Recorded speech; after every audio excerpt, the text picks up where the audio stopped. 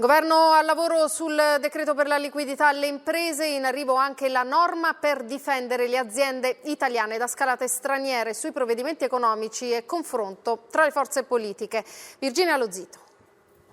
Governo al lavoro sul decreto per assicurare liquidità alle imprese. Al centro prestiti fino a 800.000 euro a interessi zero e garantiti dallo Stato. Si studiano anche le misure per le famiglie che arriveranno subito dopo. Nel primo provvedimento utile, la nuova regolamentazione del Golden Power per rafforzare gli asset strategici. Correttezza e collaborazione, ha chiesto Conte a governatori e sindaci che il Premier vuol coinvolgere nella fase 2. E mentre a Fiumicino arrivano altri aiuti dalla Cina, Di Maio annuncia la disponibilità della Svizzera ad accogliere pazienti italiani. Dal PD Amendola chiede un salto di qualità in Europa con una politica fiscale coordinata. Insufficiente il MES, dice, sì agli eurobond, strumento su cui puntano i 5 Stelle che chiedono di garantire liquidità per 100 miliardi per tutelare aziende e lavoratori e favorire la ripresa dopo l'emergenza. Sul decreto per le imprese imboccata la strada giusta, dice Renzi. L'EU insiste per il reddito di emergenza. Le opposizioni nel pomeriggio confronto con Gualtieri. La Lega propone prestiti per 500 miliardi a tutte le imprese,